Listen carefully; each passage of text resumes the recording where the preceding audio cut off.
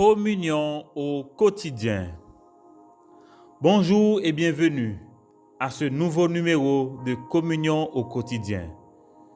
Béni soit Dieu le Père qui vous connecte à Communion au quotidien. Soyez-en aussi bénis et abondamment. Prenons place autour de la table pour ce moment béni de communion avec Dieu en famille. Nous sommes en train d'étudier l'expérimentation, c'est-à-dire notre témoignage sous la puissance du Saint-Esprit. Amis, c'est la foi en exercice et dans la réalité de chaque jour.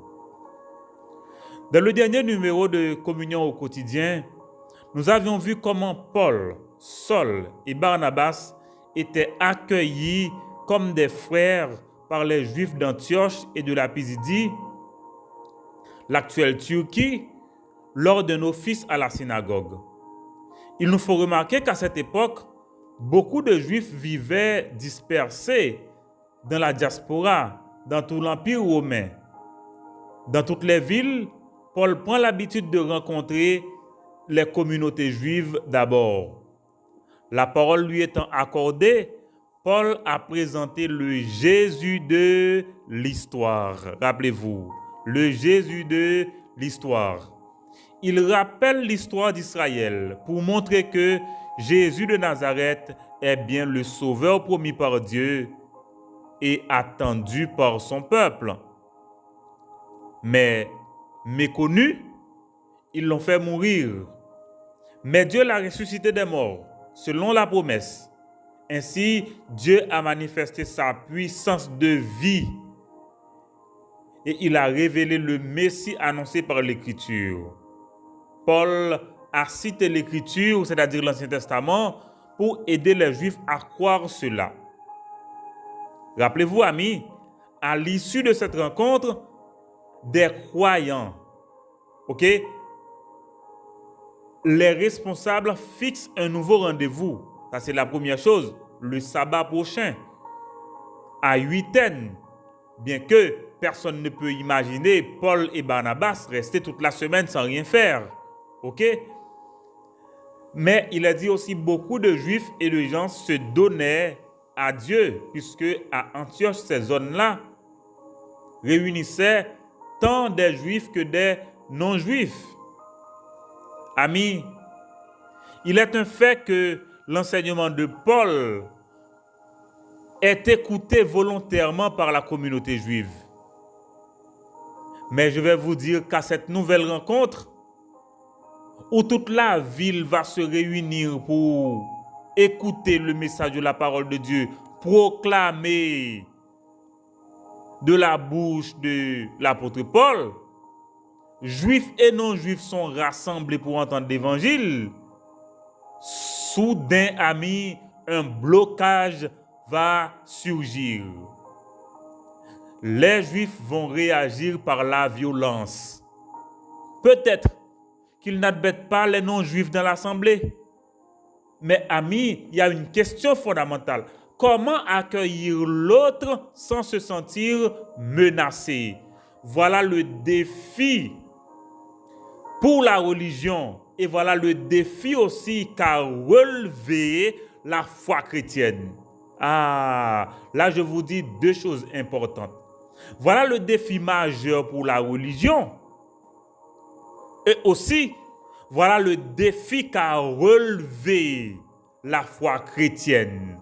Parce que la foi chrétienne réunit des gens tout à fait différents sous un seul chef, Jésus. Et c'est difficile, amis. C'est pas facile. C'est pas facile. La parole de Dieu dit des deux, il n'en a fait qu'un.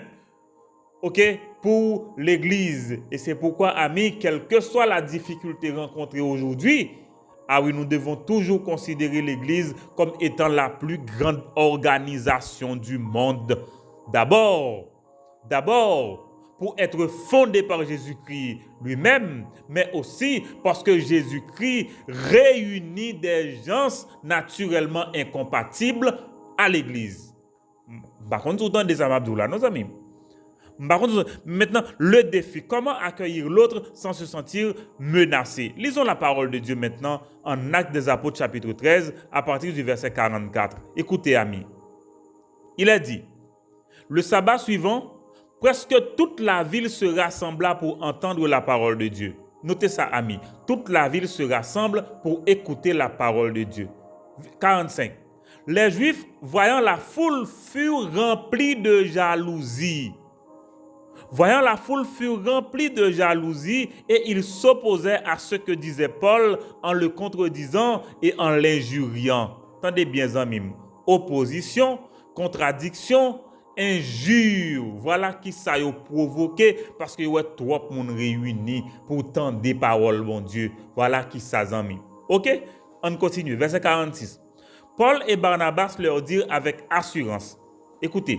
C'est à vous premièrement que la parole de Dieu devait être annoncée. Mais puisque vous la repoussez pour bien le dire, et que vous vous jugez vous-même indigne de la vie éternelle, voici nous nous tournons vers les païens. Verset 47. Car ainsi nous l'a ordonné le Seigneur, je t'ai établi pour être la lumière des nations, pour porter le salut jusqu'aux extrémités de la terre.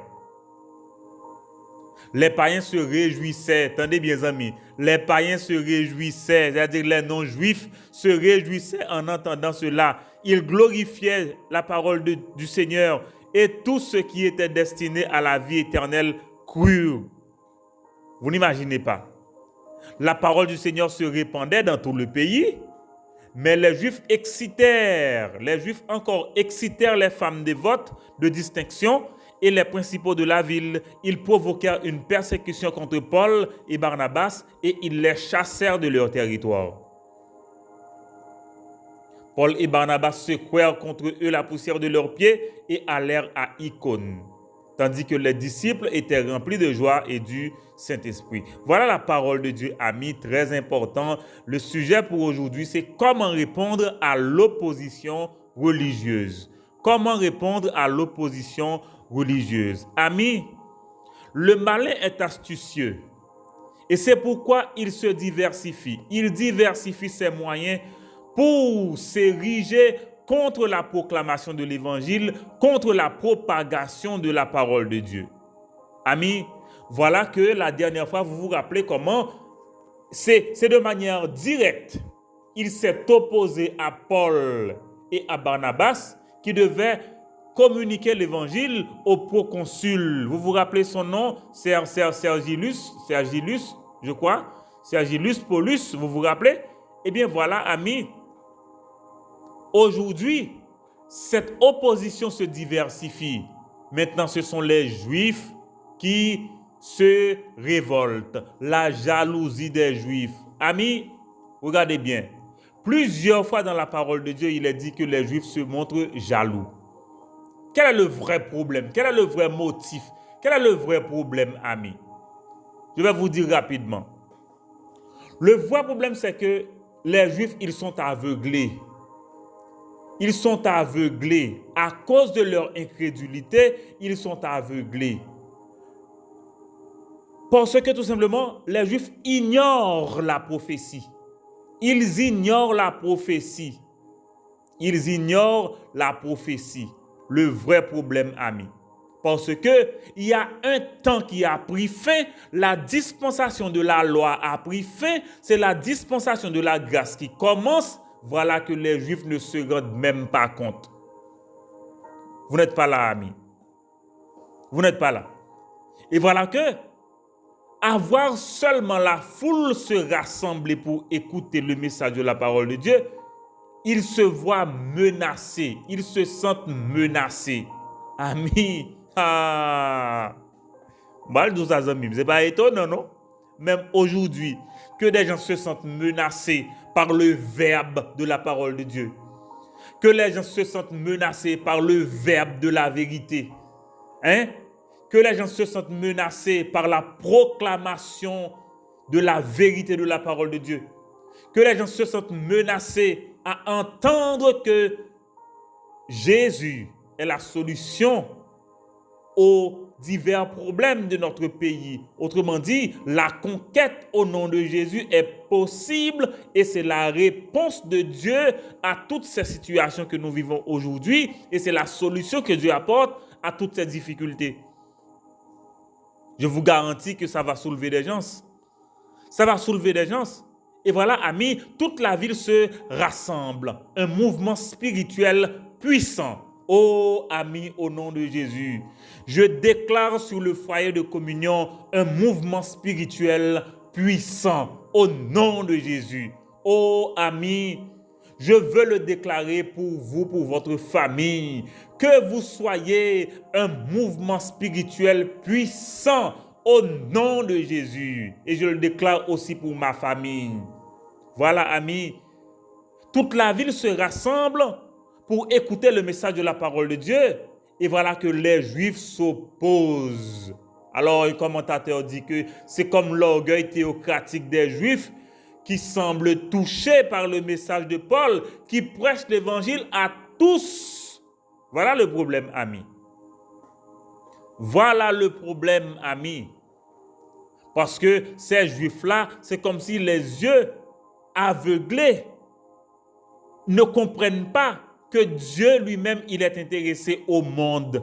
Il était déjà dit en Ésaïe 59, le verset 6, que la lumière, cette lumière doit être portée à toutes les nations. Eh bien, les Juifs interviennent. Les Juifs interviennent par opposition, par contradiction et par injure. C'était une résistance violente contre la proclamation de l'évangile, amis. Et voilà, nous allons vivre ce qu'on appelle le virage à 360 degrés. Le virage à 360 degrés. Un retour à l'appel, voilà, amis. Un retour à l'appel. Un retour à la vocation. Un retour à la mission. Quelle est cette mission, amis? Eh bien, la mission que Paul lui-même et Barnabas, ils ont pu déclarer, ils disent, écoutez, voilà le message que nous avions reçu. Voilà le message que nous avions reçu. Le message, c'est quoi?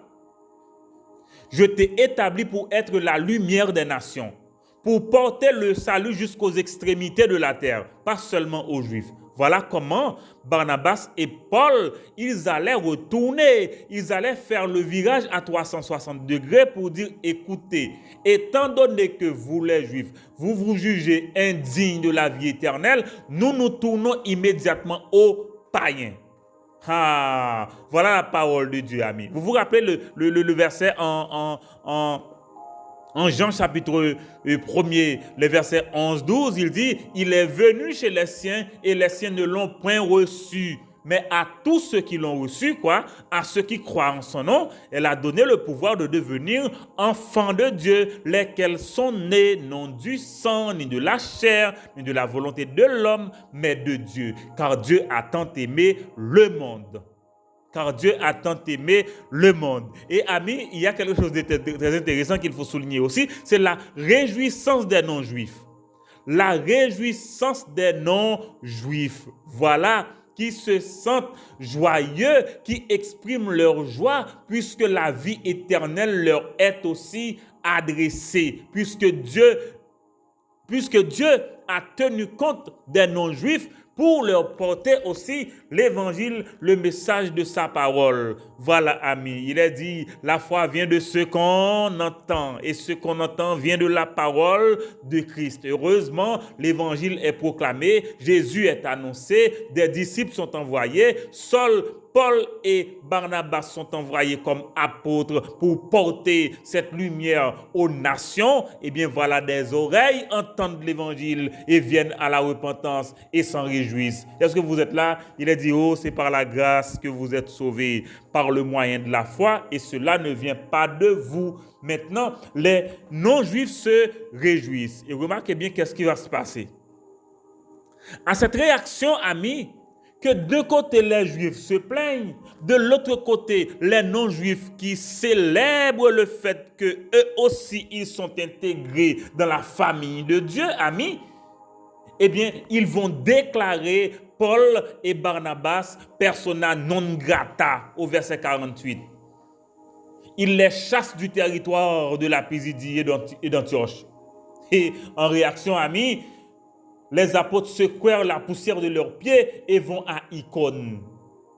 Mais un résultat très important qu'il faut comprendre, c'est que les disciples remplis de joie et du Saint-Esprit. Les disciples remplis de joie et du Saint-Esprit. Et au verset 49, il est dit, la parole du Seigneur se répandait dans tout le pays.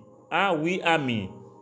Voilà le résultat du témoignage sous la puissance du Saint-Esprit. Voilà le témoignage de l'expérimentation. Voilà le résultat, amis. La parole du Seigneur se répand dans tout le pays. Et deuxièmement, qu'est-ce qui est arrivé? Il a dit que les disciples étaient remplis de joie et du Saint-Esprit. Extraordinaire, amis. Notons quelques détails, amis. Notons quelques petits détails. Vous remarquez bien, la jalousie des Juifs vient du malin et de l'ignorance de la prophétie. Ils ignorent qu'une autre heure avait sonné. Ils font mourir Jésus, ils persécutent les apôtres, ils les font aussi mourir. Mais quelle ignorance de la part des Juifs! Où est Jean-Baptiste? Jean chapitre 3, le verset 30. Il faut qu'il croisse et que je diminue. Bon, si Jean-Baptiste l'a reconnu, et pourquoi pas les autres? Tout simplement, ils sont aveuglés par le malin. Ils sont aveuglés par le malin. Et voilà que les Juifs se jugent eux-mêmes indignes de la vie éternelle. Ils se jugent eux-mêmes indignes de la vie éternelle. C'est ce qu'a déclaré Paul. Ils scellent leur propre jugement. Et amis, c'est un jugement réellement scellé. C'est un jugement qui va être divinement scellé. Autrement dit, Dieu confirme les Juifs dans leur incrédulité et ils sont réservés pour le jugement. Ah, jugement ça zamim, m'abdou bien dans 2 semaines, n'a gagné pour nous traiter jugement ça. N'a gagné pour nous traiter jugement ça. Dans belle étude ça que nous pourrons gagner ensemble sur le royaume de Dieu. Ah, quittez-moi dire ami, c'est pas jouette non, nous pourrons grandir ensemble. Deuxième détail là, c'est que les Juifs aussi rejettent l'évangile. Ils rejettent l'évangile et vous remarquez bien le contraste. Les non-juifs s'en réjouissent. Amen. Les non-juifs s'en réjouissent alors que les Juifs rejettent l'évangile. Et autre chose, amis, les disciples remplis du Saint-Esprit, mais cela relève de l'approbation de Dieu. Quand Dieu approuve la proclamation de l'évangile, eh bien, le Saint-Esprit opère. Le Saint-Esprit opère. Les disciples remplis du Saint-Esprit, remplis de joie. Ah, amis, le champ est immense. Paul passe de l'autre côté. Le champ est immense. Paul passe de l'autre côté. La parole de Dieu se répand dans tout le pays. Et c'est là, amis, la foi qui triomphe du monde, la foi qui triomphe de tout. Oh oui, la foi.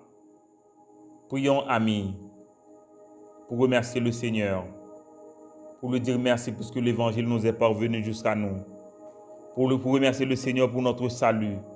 Pour remercier le Seigneur aussi, puisqu'il est capable encore aujourd'hui de sauver. Il est le même hier, aujourd'hui et éternellement. Il peut sauver encore parfaitement aujourd'hui. Bénissons le nom du Seigneur maintenant. Père d'amour, béni sois-tu, puisque tu es le maître du temps. C'est toi qui décides des époques. Mais merci pour la grâce qui nous donne accès à toi. Merci Père pour Jésus. Oh, guéris-nous Père de la jalousie. Que nous te glorifions pour le succès des autres. Que nous déclarons que Jésus croisse et que nous nous diminuons. Oh Père, merci pour l'évangile. Merci pour cet amour démesuré que tu manifestes en notre faveur. Merci pour la grâce que tu fais à nous aussi. Tu nous ouvres la porte du salut.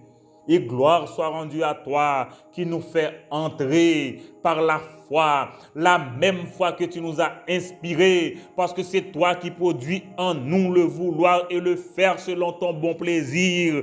Au nom de Jésus, nous déclarons que tu es notre Dieu, notre Père, puisque tu l'es par adoption, quand tu nous as adoptés, souverainement. Au nom de Jésus, nous bénissons ton nom. Merci Père, merci Père, merci Père. Que nous t'ayons gagné 1000 langues. Ça va suffire pour nous te bénir, non. Tellement ça a fait la vie extraordinaire. Nous bénissons ton nom pour cela. Et maintenant, Père, nous t'apportons nos fardeaux. Nos fardeaux, nous voulons prier pour nos parents, notamment le frère Morancy, qui doit subir cette opération pour ses yeux. Père, interviens en sa faveur. Ouvre, Seigneur, les routes et permets que cette opération puisse être réussie. Père, sois le médecin ophtalmologue pour le bon soin des yeux de notre Père. Ô Père, qu'un témoignage spirituel naisse de cette opération et que ton nom soit béni et glorifié. Nous voulons aussi prier pour Madame Elsira Prédestin. Père, sois le guérisseur de notre sœur et de sa famille. Nous voulons aussi prier pour les parents de Junie Cadet. Nous prions pour la libération spirituelle de cette famille, Père. Fais tomber ces chaînes et libère les parents de notre sœur au nom de Jésus. Nous prions aussi pour le frère Eddie Paul. Nous prions pour un miracle, une intervention surnaturelle en faveur de ce frère. Ô Père, qui vivent ces derniers instants compliqués, au nom de Jésus, nous prions, Seigneur, que tu délivres notre frère. Ô Père, pour toutes les familles haïtiennes, Père, opère un miracle pour ces familles à tous les niveaux, financiers, politiques, mais surtout spirituels, pour leur donner de te connaître et vivre de manière décente au nom de Jésus. Ô Père, nous prions pour la consolation de sœur Liliane et de toute sa famille qui pleurent le départ pour l'éternité de leur frère. Ô Dieu, réconforte, Père, console et encourage les familles Émile, Fortilus et toute autre famille affectée par ce deuil. Accorde une semaine bénie où nous pourrons vivre un miracle Internet, porte ouverte pour l'Évangile au nom de Jésus. Ô Père, que ta grâce se repose sur nous puisque nous espérons en toi et en toi seul. Exauce la prière que nous t'adressons aujourd'hui au nom de Jésus. Et au nom de Jésus, nous confessons exaucement. Ainsi nous prions au nom de Jésus. Amen. Amen et Amen. Amis, voilà la communion au quotidien pour ce lundi 26 septembre 2022. Encore, nous célébrons l'anniversaire de Junise Mémé Apollon et nous réclamons les grâces du Seigneur sur sa vie. Et nous bénissons tous les fêtants de ce mois. Voilà, amis, pour l'expérimentation de ce matin. Le témoignage sous la puissance du Saint-Esprit. Amis, engageons-nous pendant cette journée à vivre non seulement le Jésus de l'histoire, mais le Jésus aussi qui répond à l'opposition et qui fait répandre aussi sa parole et aussi qui fait accompagner sa parole de la plénitude du Saint-Esprit.